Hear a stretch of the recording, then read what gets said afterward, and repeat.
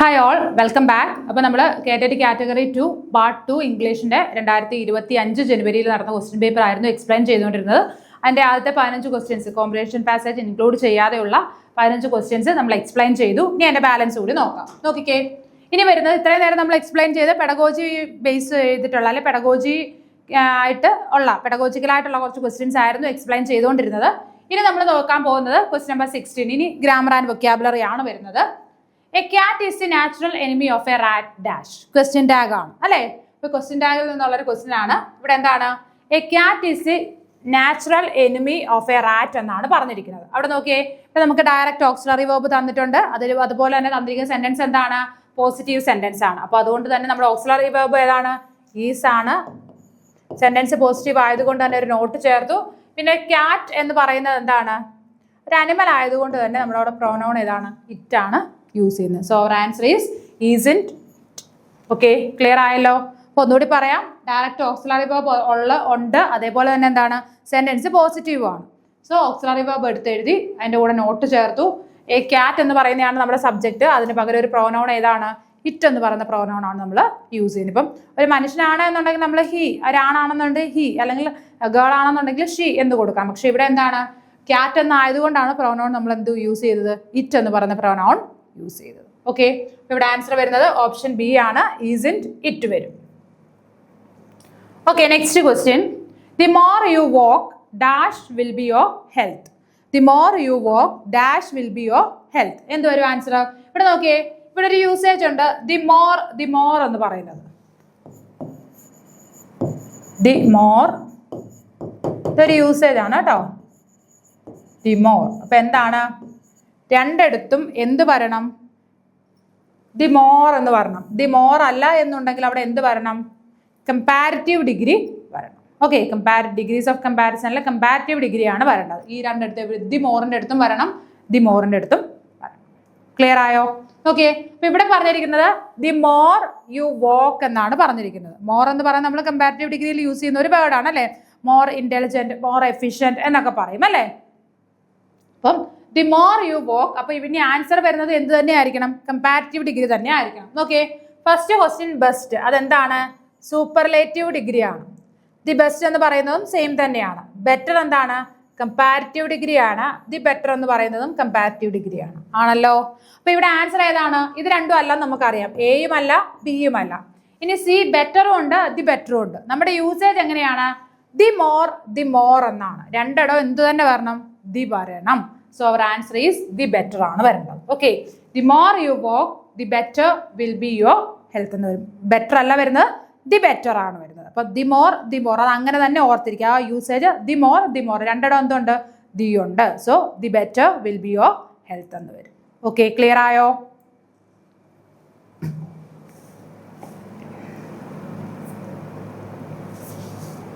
Okay, അടുത്ത question. In the end, he had to surrender and accept the job on their terms. The underlined word can be replaced using. The underlined word can be replaced using. അപ്പോൾ നോക്കിയേ, ഒരു sentence ആണ് തന്നിരിക്കുന്നത്. In the end, he had to surrender and accept the job on their terms. Okay, അപ്പോൾ surrender എന്ന് പറയുന്ന വേർഡിന് matching ആയിട്ട് അല്ലെങ്കിൽ അതിനെ റീപ്ലേസ് ചെയ്തുകൊണ്ട് ഏത് ഫ്രേസൽ വേർബ് യൂസ് ചെയ്യാം? ഗിവ് ഔട്ട് ഉണ്ട്, give up, give in, give away. 4 phrasal verb ആണ് തന്നിരിക്കുന്നത്. അതിൽ ഏതാണ് സറണ്ടറിന് മാച്ച് ആയിട്ട് വരുന്നത്? അപ്പോൾ ഓരോ ഫ്രേസൽ വേർബിന്റെ മീനിങ് അറിയാമെന്നുണ്ടെങ്കിൽ നമുക്ക് വേഗം ആൻസറിലേക്ക് എത്താനായിട്ട് പറ്റും അല്ലേ? എന്താണ് ഗിവ് ഔട്ട് എന്ന് പറഞ്ഞു കഴിഞ്ഞാൽ? ഗിവ് ഔട്ട് നമ്മൾ എന്തെങ്കിലും പുറത്തേക്ക് എമിറ്റ് ചെയ്യുക. അതിനെയാണ് നമ്മൾ എന്തെന്ന് പറയുന്നത്? ടു എമിറ്റ് സംതിങ് അല്ലേ? എന്തെങ്കിലും ഒരു സാധനം എമിറ്റ് ചെയ്യുന്നതിനെയാണ് നമ്മൾ എന്തെന്ന് പറയുന്നത്? ഗിവ് ഔട്ട് എന്ന് പറയുന്നത് അല്ലേ? അതായത് ഇപ്പം എന്തെങ്കിലും അത് ഗ്യാസ് ആകാം, സ്മെല്ലാകാം, അല്ലെങ്കിൽ ഹീറ്റ് ആകാം, ലൈറ്റ് ആകാം, എന്തെങ്കിലും എമിറ്റ് ചെയ്യുന്നതിനെയാണ് നമ്മൾ എന്തെന്ന് പറയുന്നത്? ഗിവ് ഔട്ട് എന്ന് പറയുന്നത്. ഇനി ഗിവ് അപ്പ് എന്ന് പറഞ്ഞു കഴിഞ്ഞാലോ നമ്മൾ വേണ്ടാന്ന് വെക്കുക അല്ലേ? ഗിവ് അപ്പ് നമ്മൾ ഒരു സാധനം വേണ്ടാന്ന് വെക്കുന്നതിനെയാണ് നമ്മൾ എന്തെന്ന് പറയുന്നത്? ഗിവ് അപ്പ് എന്ന് പറയുന്നത്. ഗിവ് ഇൻ എന്ന് പറഞ്ഞു കഴിഞ്ഞാലോ സറണ്ടർ അല്ലെങ്കിൽ ഈൽഡ് എന്നൊക്കെ പറയാം അല്ലേ? സറണ്ടർ, ഈൽഡ്, അതിനെയാണ് നമ്മൾ എന്തെന്ന് പറയുന്നത്? ഗിവ് ഇൻ എന്ന് പറയുന്നത്. ഇനി ഗിവ് എവേ എന്ന് പറഞ്ഞു കഴിഞ്ഞാലോ ഡിസ്ട്രിബ്യൂട്ട്. അല്ലേ? ഗിവ് എവേ എന്ന് പറഞ്ഞു കഴിഞ്ഞാൽ distribute, give away the prizes എന്ന് പറഞ്ഞു കഴിഞ്ഞാൽ ടു ഡിസ്ട്രിബ്യൂട്ട് ദി പ്രൈസസ് എന്നാണ് അതിന്റെ മീനിങ് വരുന്നത്. അപ്പോൾ ഇവിടെ ഏതായിരിക്കും ആൻസർ? അപ്പോൾ സറണ്ടർ എന്ന് പറയുന്ന വേർഡിന് മാച്ചിങ് ആയിട്ട് വരുന്ന വേർഡ് അല്ലെ ഫ്രേസൽ വേർബ് ഏതാണ്? ഗിവ് ഇൻ ആണ് അല്ലെ? Give in means surrender. അപ്പൊ എന്ത് വരും ഇവിടെ answer? In the end he had to give in and accept the job on their terms. Clear ആയല്ലോ? അപ്പൊ ഈ ഫ്രേസൽ വേർബ് നമ്മൾ കഴിഞ്ഞ ക്വസ്റ്റ്യൻ പേപ്പറിലാണെങ്കിൽ പുട്ടിന്റെ വെച്ചിട്ട് പഠിച്ചിരുന്നു അല്ലെ? പുട്ട്, ഗിവ്, കോള്, അങ്ങനെയൊക്കെ എല്ലാ ഫ്രേസൽ മാക്സിമം എന്താ പറയുന്നത് ഒരു കുറച്ച് റിപ്പീറ്റഡ് ആയിട്ട് കുറച്ച് ക്വസ്റ്റ്യൻസ് ചോദിക്കാറുണ്ട്. കുറേ ഇപ്പം മേക്ക് ഔട്ട് എന്ന് പറയുന്ന വേർഡ് ഫ്രേസൽ വേർബ് വെച്ച് മിക്കവാറും ക്വസ്റ്റ്യൻ പേപ്പറിൽ ക്വസ്റ്റ്യൻ കാണാറുണ്ട്. അങ്ങനെ ചില സെറ്റ് ഓഫ് ക്വസ്റ്റ്യൻ അതും നമ്മൾ പഠിക്കണം. അതുകൂടാതെ പ്രധാനപ്പെട്ട ഈ പറയുന്ന പുട്ട് വെച്ചും കോൾ വെച്ചും ഗിവ് വെച്ചും പിന്നെ ടേക്ക് വെച്ചും എന്താണ് ബ്രേക്ക് വെച്ചും എന്താണ് ഒക്കെയുള്ള ഫ്രേസൽ വേർബ്സും കൂടി കുറച്ച് നമ്മൾ പഠിച്ചിരിക്കുക. ഓക്കെ,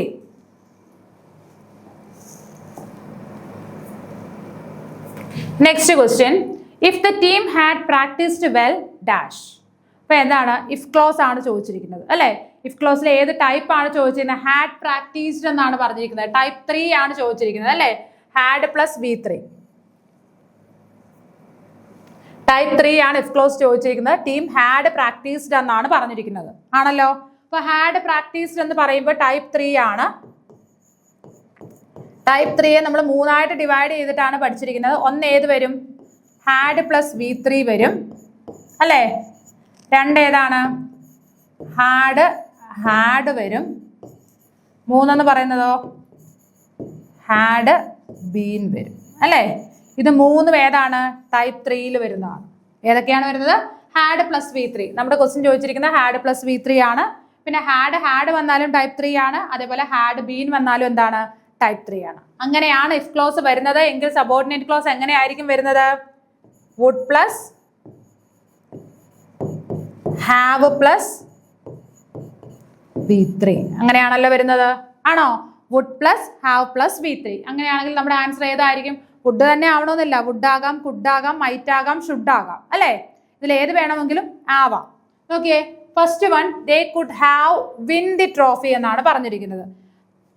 കുഡ് ഉണ്ട്, ഹാവ് ഉണ്ട്, പക്ഷെ വിൻ എന്നാണ്. വിൻ ആണോ അവിടെ വരേണ്ടത്? വിന്നിന്റെ V3 ആണ് വരേണ്ടത്. പാസ്റ്റ് പാർട്ടിസിപ്പിൾ ഫോം ആണ് വരേണ്ടത് അല്ലേ? വിന്ന്, വോണ്, അങ്ങനെയല്ലേ വരുന്നത്? വിന്നിന്റെ എന്താണ് വരുന്നത്? വിൻ, വോൺ അല്ലേ? അപ്പൊ V3 ഏതാണ് വരുന്നത്? വോൺ ആണ് വരുന്നത്. സോ ഓപ്ഷൻ എ തെറ്റാണ്. ഇനി they could have won the trophy. കണ്ടോ? അതാണ് കറക്റ്റ് ആൻസർ. കുഡ് വന്നു, ഹാവ് വന്നു, V3 വന്നു. തന്നിരിക്കുന്നത് എന്താണ്? Had practice. അതായത് ഹാഡ് പ്ലസ് V3 ആണ് തന്നിരിക്കുന്നത് ഇഫ് ക്ലോസ്. അപ്പോൾ സബോർഡിനേറ്റ് ക്ലോസ് എങ്ങനെയാവണം? Could plus have plus V3 വരണം. ഓക്കെ, അപ്പോൾ ഓപ്ഷൻ ദേ ക്യാൻ വിൻ. എന്തായാലും വരില്ല. പിന്നെ ഐ ക്യാൻ ഹാവ് അതും വരില്ല. ഏതാണ് വരുന്ന ആൻസർ? ഓപ്ഷൻ ബി ആണ് വരുന്നത്. If the team had practised well they could have won the trophy. Okay, clear ആയല്ലോ?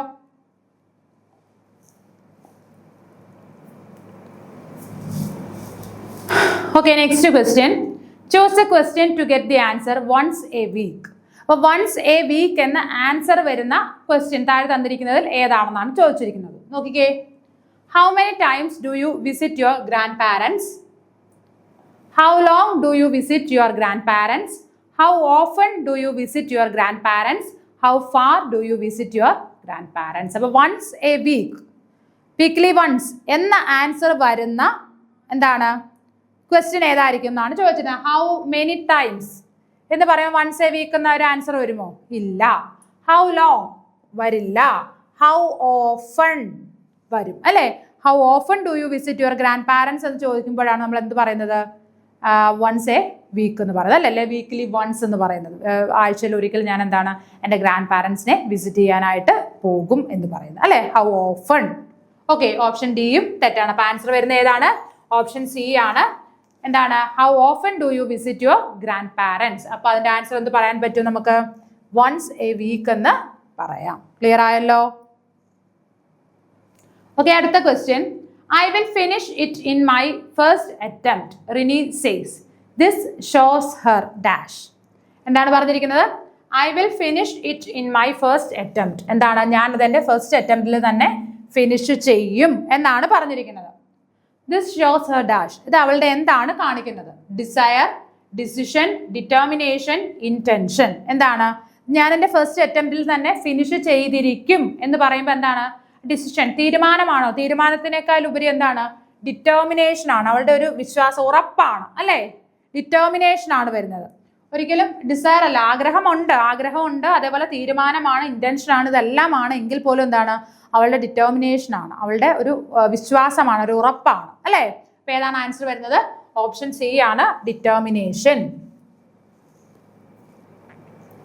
Okay, next question. He prefers wearing sari dash salwar dash weekends. He prefers അല്ല, അവിടെ she ആയിരിക്കും വരേണ്ടത് കേട്ടോ. ഹി അല്ല, she. Okay, she prefers wearing sari dash salwar dash weekends. നോക്കിയേ, പ്രിപ്പോസിഷനെ base ചെയ്തിട്ടുള്ള ഒരു ക്വസ്റ്റ്യൻ ആണ്. നമുക്കറിയാം പ്രിഫേഴ്സ് എന്ന് പറയുന്ന ഒരു വേർഡ് കാണുമ്പോഴേ നമുക്കറിയാം പ്രിഫറിന് ശേഷം നമ്മൾ യൂസ് ചെയ്യുന്ന പ്രിപ്പോസിഷൻ ഏതാണ്? പ്രിഫറിന് ശേഷം യൂസ് ചെയ്യുന്ന പ്രിപ്പോസിഷൻ ഏതാണ്? ടു ആണ് അല്ലേ? പ്രിഫർ മാത്രമല്ല, അതിന്റെ കൂടെ വരുന്ന വേർഡ്സ് ഏതൊക്കെയാണ്? പ്രയർ, ഇൻഫീരിയർ അല്ലേ, സുപ്പീരിയർ, പിന്നീട് ജൂനിയർ, സീനിയർ അല്ലേ? അപ്പം prefer, inferior, superior, junior, senior, ഇതിനൊക്കെ ശേഷം നമ്മൾ യൂസ് ചെയ്യുന്ന, അതേപോലെ തന്നെ പ്രയർ ഇവിടെ പറഞ്ഞു, പ്രിഫർ, ഇതിനൊക്കെ ശേഷം നമ്മൾ യൂസ് ചെയ്യുന്ന പ്രിപ്പോസിഷൻ ഏതാണ്? ടു ആണ്. മറന്നുവരെ, prefer, inferior to, superior to, prior to, prefer to എന്നാണ് വരുന്നത്. അപ്പൊ നമുക്ക് ആൻസറിലേക്ക് വേഗം എത്തിച്ചേരാം. പ്രിഫറിന് ശേഷം ടു ആണ് പ്രിപ്പോസിഷൻ യൂസ് ചെയ്യുന്നത്. അപ്പൊ ഇനി ടു വരുന്ന രണ്ട് പ്രിപ്പോസിഷൻ മാത്രം നമ്മൾ നോക്കിയാൽ ഫസ്റ്റ് ടു വന്നു അല്ലേ? ഇനി എന്താണ്? അപ്പൊ നോക്കിയേ, she prefers wearing sari to salwar. ഇവിടെ എന്ത് വന്നു? ടു വന്നു. She prefers wearing sari to salwar dash weekends എന്നാണ് പറഞ്ഞിരിക്കുന്നത്. ഓൺ വീക്കെൻഡ്സ് ആണോ ഇൻ വീക്കെൻഡ്സ് ആണോ? നമ്മൾ ഓൺ എപ്പോഴും യൂസ് ചെയ്യുന്ന എവിടെയൊക്കെയാണ്? ഡേയും അതേപോലെ തന്നെ എന്താണ്? മന്തും അല്ലേ?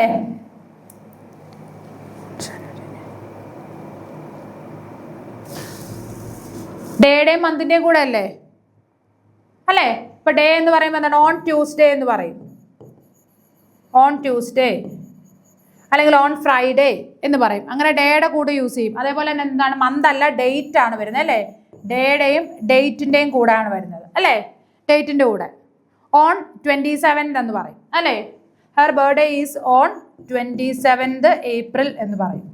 അപ്പം ഡേയുടെയും മന്തിന്റെയും കൂടെ അല്ല വരുന്നത്, ഡേയുടെയും ഡേറ്റിന്റെയും കൂടെ നമ്മൾ ഏതാണ്? ഓൺ ആണ് യൂസ് ചെയ്യുന്നത്. സോ ഇവിടെ എന്ത് വരും? ഇൻ വീക്കെൻഡ്സ് ആണ് വരുന്നത്. ഇവിടെ ഇന്ന് നമ്മൾ യൂസ് ചെയ്യുന്ന ഏത് അർത്ഥത്തിലാണ്? വീക്കെൻഡുകളിൽ ഇൽ അല്ലെ അകത്ത് എന്നുള്ള വീക്കെൻഡിനുള്ളിൽ എന്നുള്ള ഒരു മീനിങ്ങിലാണ് ഇവിടെ ഇൻ യൂസ് ചെയ്യുന്നത്. ഓക്കെ, അപ്പൊ ആൻസർ ഏതാണ് വരുന്നത്? She prefers wearing sari to salwar in weekends. On weekends അല്ല വരുന്നത്, ഇൻ വീക്കെൻഡ്സ് ആണ് വരുന്നത്. ക്ലിയർ ആയല്ലോ? Okay, next question. Even if it rains, I will reach there well in time. This means, ഒരു സെന്റൻസ് ആണ് തന്നിരിക്കുന്നത്. അതിന്റെ മീനിങ് എന്താണെന്നാണ് ചോദിച്ചിരിക്കുന്നത്. Even if it rains, I will reach there well in time. Even if it rains, I will reach there well in time എന്നാണ് പറഞ്ഞിരിക്കുന്നത്. നോക്കിക്കേ, if it rains, I will reach there well in time. അപ്പൊ എന്താണ്? if it rains, അപ്പം മഴ എന്താണ്? മഴയാണെങ്കിലും ഞാൻ അവിടെ എത്തിച്ചേരും. If it doesn't rain, I will reach there well in time. അപ്പം മഴ പെയ്തില്ലെങ്കിൽ എന്താണ്? ഞാൻ അവിടെ കറക്റ്റ് ആയിട്ട് എത്തിച്ചേരും. I am less likely to reach there well in time if it rains. മഴ പെയ്യുകയാണെങ്കിൽ ഞാൻ എത്തിച്ചേരാനായിട്ട് എന്താണ്? എത്തിച്ചേരാൻ സാധ്യത കുറവാണ്. I will certainly reach there well in time. അപ്പം എന്താണ്? if it rains എന്ന് പറഞ്ഞാൽ ഞാൻ എന്താണ്? ഉറപ്പായിട്ടും അവിടെ എത്തിച്ചേരും. അതാണ്. അപ്പൊ ഇതിന്റെ ആൻസർ എന്താണ്? even if it rains, I will reach there well in time. എന്ന് വെച്ചാൽ അതിന്റെ മീനിങ് എന്താണ്? എന്ത് വന്നാലും ഏത് സാഹചര്യത്തിലും എന്താണ്? ഞാൻ കറക്റ്റ് സമയത്ത് അവിടെ എത്തിച്ചേരും. I will certainly reach there well in time. Correct ടൈമിൽ അവിടെ എത്തിച്ചേരും. അപ്പോൾ അതിന് മഴ വരണമെന്നോ വെയിൽ വരണമെന്നോ ഒന്നും അർത്ഥം വരുന്നില്ല. ഓക്കെ, ഓപ്ഷൻ ഡി ആണ് കറക്റ്റ് ആൻസർ ആയിട്ട് വരുന്നത്. Okay, question number 24. He had a car like the one he bought last week. The expanded form of he had is. അപ്പൊ ഇവിടെ ഈ ഒരു അബ്രീവിയേഷൻ അല്ലേ, ഇതിൻ്റെ എക്സ്പാൻഡഡ് ഫോം എന്താണെന്നാണ് ചോദിച്ചിരിക്കുന്നത്. ഈ ഒരു അപ്പോസ്ട്രോഫി കൊടുത്തിട്ട് ഡി വന്നു കഴിഞ്ഞാൽ അതിൻ്റെ എക്സ്പാൻഡഡ് ഫോം അത് ഹി ഡിഡ് ആണോ, ഹി ഹാഡ് ആണോ, ഹി കുഡ് ആണോ, ഹി വുഡ് ആണോ? എന്താണ് വരുന്നത്? ഹി ഹാഡ് ആണ് അല്ലേ? ഹി ഹാഡ് ആണ് വരുന്നത്. He had a car like the one he bought last week. ഇവിടെ രണ്ട് ഹാഡ് വന്നതാണ്. ഫസ്റ്റ് ഹാഡ് എന്താണ്? ഹി ഹാഡ് എന്ന് പറയുമ്പോൾ അത് ഓക്സിലറി വേർബ് ആണ്. ഈ ഹാഡിന്റെ മീനിങ് എന്താണ്? അവനതുണ്ട് എന്നുള്ള മീനിങ് അല്ലേ? He had a car like the one he bought last week. അപ്പം അപ്പോസ്ട്രോഫി ഇട്ടിട്ട് ഒരു ഡി കൊടുത്തു കഴിഞ്ഞാൽ അതിന്റെ മീനിങ് എന്താണ്? ഹാഡ് എന്നുള്ള മീനിങ് ആണ് അല്ലേ? Had, HAD, had.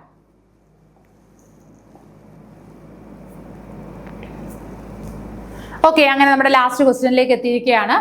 Directing, requesting, advising, suggesting etcetera are dash. എന്താണ് ഡയറക്റ്റിംഗ്, റിക്വസ്റ്റിംഗ്, അഡ്വൈസിംഗ്, സജസ്റ്റിംഗ്? ഇത് നാലും കൂടി ചേരുന്നതിന് എന്ത് പേര് പറയാം? Language discourses, language functions, language forms, language elements. എന്താണ് ഡയറക്റ്റിംഗ്, റിക്വസ്റ്റിംഗ്, അഡ്വൈസിംഗ്? ഇതൊക്കെ എന്താണ്? ലാംഗ്വേജ് ഫങ്ഷൻസ് ആണ് അല്ലേ? ലാംഗ്വേജ് ഫങ്ഷൻസ് ആണ് എന്തെന്ന് പറയുന്നത്? ഇപ്പൊ ഡയറക്റ്റ് ചെയ്യുക, അല്ലെ റിക്വസ്റ്റ് ചെയ്യുക, അഡ്വൈസ് ചെയ്യുക, സജസ്റ്റ് ചെയ്യുക, ഇതൊക്കെ എന്താണ്?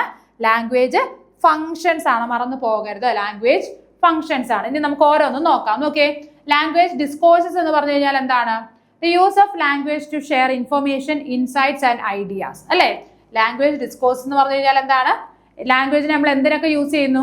ടു ഷെയർ ഇൻഫർമേഷൻ ഷെയർ ചെയ്യുക, ഇൻസൈറ്റ്സ് നമ്മളുടെ അറിവുകൾ ആൻഡ് ഐഡിയാസ്, ഇതൊക്കെ ഷെയർ ചെയ്യുന്നതിനെയാണ് നമ്മൾ എന്തെന്ന് പറയുന്നത്? ലാംഗ്വേജ് ഡിസ്കോഴ്സസ് എന്ന് പറയുന്നത്. It can be written or spoken. അതാണ് നമ്മൾ അവിടെ ഓർക്കേണ്ട കാര്യം. ലാംഗ്വേജ് ഡിസ്കോഴ്സ് എന്ന് പറയുമ്പോൾ എന്താണ്? അത് റിട്ടണുമാകാം, സ്പോക്കണുമാകാം, എഴുതപ്പെട്ടതുമാകാം, അല്ലെങ്കിൽ നമ്മൾ സംസാരിക്കുന്നതുമാകാം. ഓക്കെ, ലാംഗ്വേജ് ഡിസ്കോഴ്സ് എന്ന് പറഞ്ഞാൽ it can be written or spoken, എഴുതുന്നതും സംസാരിക്കുന്നതുമാകാം. And can include fictional and non fictional works. അതിനകത്ത് എന്തൊക്കെ വരാം? ഫിക്ഷണൽ വർക്ക്സ് വരാം, അതേപോലെ തന്നെ നോൺ ഫിക്ഷണൽ വർക്ക്സും വരാം. അപ്പോൾ ലാംഗ്വേജ് ഡിസ്കോഴ്സസിന് എക്സാമ്പിൾ ആണ് നമ്മൾ വായിക്കുന്ന ടെക്സ്റ്റുകൾ, പിന്നെ ഷോർട്ട് സ്റ്റോറീസ്, കോമിക്സ്, ഇതെല്ലാം എന്താണ്? ലാംഗ്വേജ് ഡയറി, പിന്നെ എന്താണ്? ലെറ്റർ, നോട്ടീസ്, പോയംസ്, ഇതെല്ലാം എന്താണ്? നമ്മുടെ ലാംഗ്വേജ് ഡിസ്കോഴ്സസിന് എക്സാമ്പിൾ. അപ്പോൾ ലാംഗ്വേജ് ഡിസ്കോഴ്സസ് എന്ന് പറയുന്നത് ഓർക്കേണ്ട കാര്യം റിട്ടണുമാകാം, സ്പോക്കണുമാകാം അല്ലേ? എന്താണ് ശരിക്കും അതിനകത്ത്? നമ്മുടെ ഇൻഫർമേഷൻ, നമ്മുടെ ഇൻസൈറ്റ്സ്, ഐഡിയാസും ഒക്കെ ഷെയർ ചെയ്യുന്നതിനെയാണ് നമ്മൾ എന്തെന്ന് പറയുന്നത്? ലാംഗ്വേജ് ഡിസ്കോഴ്സ് എന്ന് പറയുന്നത്. ഓക്കെ, അടുത്തത് ലാംഗ്വേജ് ഫങ്ഷൻസ് എന്താണ്? Purpose four which people use language which include communication, express feelings and social interactions. നമ്മൾ എന്ത് പേർപ്പസിന് വേണ്ടിയിട്ടാണോ ലാംഗ്വേജ് യൂസ് ചെയ്യുന്നത്? അത് പല പേർപ്പസ് ആവും. കമ്മ്യൂണിക്കേഷന് വേണ്ടിയിട്ടാണ് നമ്മൾ ലാംഗ്വേജ് യൂസ് ചെയ്യുന്നത്. അതിനകത്ത് തന്നെ പല പേർപ്പസുകളുണ്ട്. അതായത് നമ്മുടെ ഫീലിംഗ്സ് എക്സ്പ്രസ് ചെയ്യുക അല്ലേ? അതേപോലെ തന്നെ സോഷ്യൽ ഇൻട്രാക്ഷൻസ്, പിന്നെന്താണ്? കമ്മ്യൂണിക്കേഷൻ. ഈ പറയുന്ന എല്ലാ കാര്യത്തിനും നമ്മൾ ലാംഗ്വേജ് യൂസ് ചെയ്യുന്നുണ്ട്. അപ്പോൾ അങ്ങനെ ഒരു പ്രത്യേക പേർപ്പസിന് വേണ്ടിയിട്ട് ലാംഗ്വേജ് യൂസ് ചെയ്യുന്നതിനെയാണ് ലാംഗ്വേജ് ഫങ്ഷൻസ് എന്ന് പറയുന്നത്. നമ്മൾ പറഞ്ഞു അതിന് എക്സാമ്പിൾസ് എന്തൊക്കെയാണ്? ഇപ്പോൾ ഒരാളെ ഡയറക്റ്റ് ചെയ്യുക, അല്ലെങ്കിൽ എന്തെങ്കിലും ഒരു കാര്യം സജസ്റ്റ് ചെയ്യുക, എന്തെങ്കിലും ഒരു കാര്യം റിക്വസ്റ്റ് ചെയ്യുക, ഇതൊക്കെ എന്താണ്? ലാംഗ്വേജ് ഫങ്ഷൻസിനകത്താണ് വരുന്നത്. ഓക്കെ, അടുത്തത് ലാംഗ്വേജ് ഫോംസ് എന്താണ്? Language can take many forms including spoken, written and bodily languages. അപ്പോൾ ലാംഗ്വേജ് എന്ന് പറഞ്ഞു കഴിഞ്ഞാൽ എന്താണ്? പലതരത്തിലുണ്ട്. സ്പോക്കൺ ലാംഗ്വേജ് ഉണ്ട്, റിട്ടൺ ലാംഗ്വേജ് ഉണ്ട്, ബോഡിലി ആക്ഷൻസ് ഉണ്ട്. ബോഡി ലാംഗ്വേജ് എന്നാണ് ഇവിടെ കൊടുത്തിരിക്കുന്നത്. ബോഡിലി ആണ് കേട്ടോ, DILY ആണ് ബോഡിലി ലാംഗ്വേജ്. അതായത് നമ്മുടെ എന്താണ് ഇപ്പം നമ്മുടെ ഹാൻഡ്സും ഒക്കെ എടുത്തിട്ട് നമ്മൾ സൈൻ ലാംഗ്വേജസ് ഉണ്ട്. അപ്പോൾ ഇതെല്ലാം കൂടെ അങ്ങനെ ലാംഗ്വേജിന് പല ഫോംസ് ഉണ്ട്. അത് റിട്ടൺ ആകാം, സ്പോക്കൺ ആകാം, ബോഡിലി ലാംഗ്വേജസ് ആകാം, എന്തുമാകാം. അതിനെയാണ് ലാംഗ്വേജ് ഫോംസ് എന്ന് പറയുന്നത്. ഈ ലാംഗ്വേജ് എലമെന്റ്സ് എന്താണ്? Sound, structure, meaning and use of language. അതായത് ലാംഗ്വേജിനകത്ത് വരുന്ന അതിനകത്തെ സൗണ്ടുകൾ, അതിൻ്റെ സ്ട്രക്ചർ, വേർഡ്സിൻ്റെ മീനിങ്, ഇതെല്ലാം കൂടെ ചേരുന്നതിനെയാണ് ലാംഗ്വേജ് എലമെന്റ്സ് എന്ന് പറയുന്നത്. അപ്പോൾ ഓർത്തിരിക്കുക, ലാംഗ്വേജ് ഡിസ്കോഴ്സസ് എന്ന് പറഞ്ഞു കഴിഞ്ഞാൽ നമ്മൾ വായിക്കുന്ന കാര്യങ്ങൾ അല്ലേ? അപ്പോൾ ലെറ്റർ, നോട്ടീസ്, പോയംസ്, അതിനെയൊക്കെയാണ് ലാംഗ്വേജ് ഡിസ്കോഴ്സ് എന്ന് പറയുന്നത്. ലാംഗ്വേജ് ഫങ്ഷൻസ് എന്ന് പറഞ്ഞു കഴിഞ്ഞാലോ നമ്മൾ എങ്ങനെയാണോ ലാംഗ്വേജ് യൂസ് ചെയ്യുന്നത്, ഒരു പേർപ്പസിന് വേണ്ടിയിട്ട് ലാംഗ്വേജ് യൂസ് ചെയ്യുന്നത്. അതായത് എന്തെങ്കിലും ഒരു കാര്യം സജസ്റ്റ് ചെയ്യുക, അല്ലെങ്കിൽ ഒരാളോട് ഒരു ഹെൽപ്പ്, ഒരു റിക്വസ്റ്റ് ചെയ്യുക, അതിനെയാണ് ലാംഗ്വേജ് ഫംഗ്ഷൻ. ലാംഗ്വേജ് ഫോംസ് എന്ന് പറഞ്ഞു കഴിഞ്ഞാൽ പലതരത്തിലുണ്ട്. റിട്ടൺ ഉണ്ട്, സ്പോക്കൺ ഉണ്ട്, ബോഡിലി ലാംഗ്വേജസ് ഉണ്ട്. അതേപോലെ തന്നെ ലാംഗ്വേജ് എലമെന്റ്സ് പറഞ്ഞു കഴിഞ്ഞാലോ ലാംഗ്വേജിനകത്ത് വരുന്ന കാര്യങ്ങൾ, അതിനകത്തെ സൗണ്ട്സും സെന്റൻസിന്റെ സ്ട്രക്ചറും മീനിങ്ങും ഇതെല്ലാം കൂടെ ചേരുന്നതിനെയാണ് എന്തെന്ന് പറയുന്നത്? ലാംഗ്വേജ് എലമെന്റ്സ് എന്ന് പറയുന്നത്.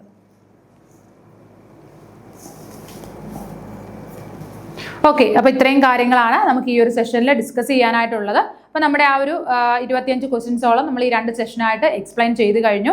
എല്ലാവർക്കും ഇത്രയും കാര്യം ക്ലിയർ ആയി എന്ന് വിശ്വസിക്കുന്നു. അപ്പോൾ മറ്റൊരു വീഡിയോയിൽ വീണ്ടും കാണാം. Okay, thank